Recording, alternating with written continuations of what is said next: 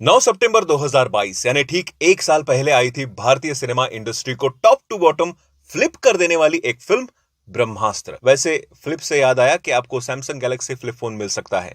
Video देखते रहो, समझ जाओगे। इस फिल्म ने यह जरूर बता दिया था कि भारत में भी सुपर हीरो जॉनरा की फिल्म अच्छे से बन सकती है, वो भी माइथोलॉजिकल एस्पेक्ट्स को कनेक्ट करते हुए। वो दिन था जब पूरे भारत में इस फिल्म को लेकर बहुत चर्चे हुए थे, कुछ नेगेटिव्स कुछ पॉजिटिव्स। लेकिन फर्स्ट डे की सारी टिकट्स बुक हो चुकी थी भाई साहब। इवन हम यूट्यूबर्स को भी अच्छा खासा काम मिल चुका था किसी इंडियन फिल्म को लेकर थियरीज बनाने का। इवन इंडियन नर्ड यूट्यूबर्स को चांस भी मिला था अयान मुखर्जी से सीधा डायरेक्टली मिलने का, जो कि बहुत बड़ी बात थी। तो कुछ लोगों ने मूवी को अप्रिशिएट किया कि बॉलीवुड की तरफ से कुछ डिफरेंट आया है, तो कुछ लोगों ने इस फिल्म को सिरे से नकार भी दिया कि ये तो मार्वल, डीसी, हैरी पॉटर का कॉपी है। कुछ लोगों को आलिया का कैरेक्टर पसंद नहीं आया और इस फिल्म की लव स्टोरी भी फोर्स्ड लगी। और हाँ, डायलॉग्स भी बहुत से लोगों को इंपैक्टफुल नहीं लगे, इंक्लूडिंग मी। तो बहुत से लोगों ने ये अज्यूम कर लिया था कि अब इसका नेक्स्ट पार्ट नहीं आएगा। लेकिन ठीक एक साल बाद अयान मुखर्जी ने एक वीडियो शेयर करते हुए यह बता दिया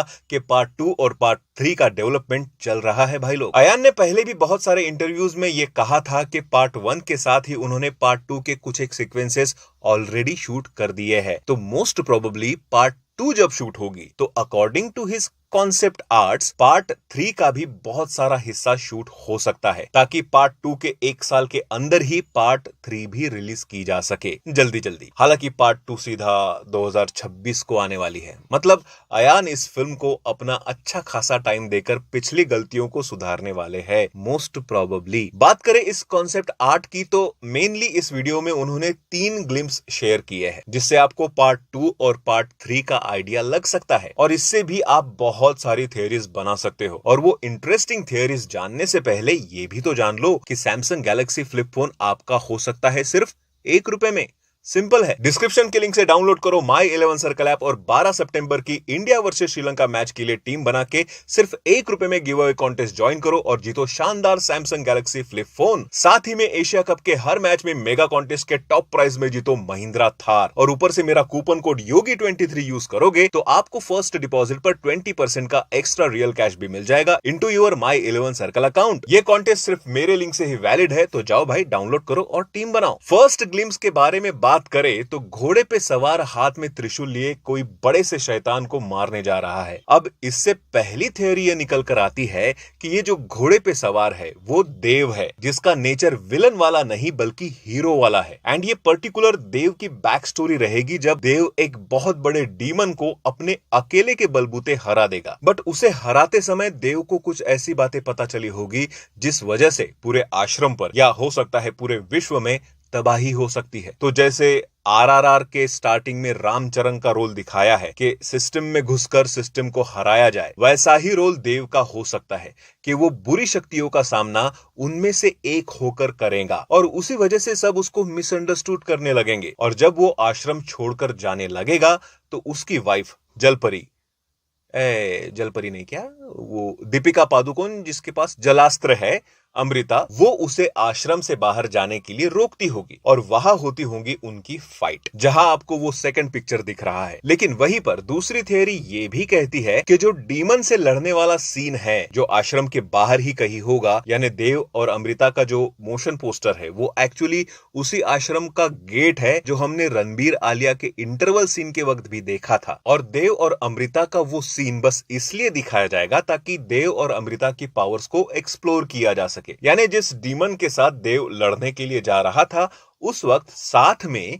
पीछे से ढाल के रूप में दीपिका यानी जलास्त्र भी पीछे आएंगी। अब बात अगर इसके थर्ड मोशन पोस्टर की करें तो शिवा अपने सभी तरह के अस्त्रों को अग्नि से बनाकर किसी पे हमला कर रहा है एंड वो कोई और नहीं शिवा के फादर देव ही होंगे, यानी रणवीर सिंह। अब क्योंकि यहाँ देव को एक डिफरेंट कॉस्ट्यूम में दिखाया गया है तो देव प्रोबेबली इविल शक्तियों के साथ होगा या उस पर किसी दूसरे बड़े डीमन का असर हुआ होगा, तब जाकर वो शिवा के साथ लड़ रहा है।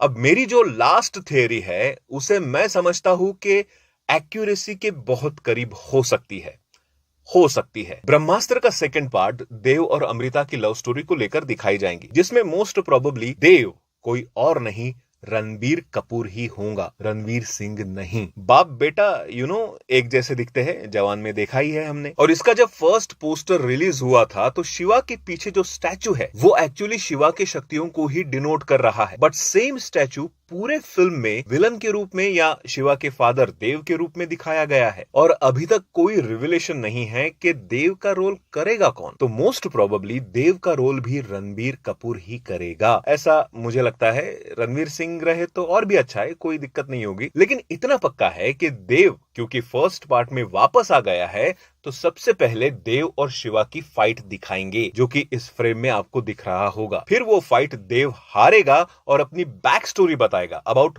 देव एंड अमृता। और सेकंड चैप्टर जो है वो देव, अमृता एंड शिवा इनके आसपास ही घूमेगा। और लास्ट में एक दूसरी बड़ी इविल शक्ति पर आकर क्लिफ हैंगर देके छोड़ दिया जाएगा थर्ड पार्ट के लिए। वैसे थ्योरीज बनाने के लिए और भी बन सकती है, आप बताओ आपकी थ्योरी क्या कहती है। तब तक डिस्क्रिप्शन के लिंक से My 11 सर्कल ऐप डाउनलोड करके जीतो Samsung Galaxy flip phone with 20% का एक्स्ट्रा रियल कैश और टॉप प्राइज में जीतो एक महिंद्रा थार।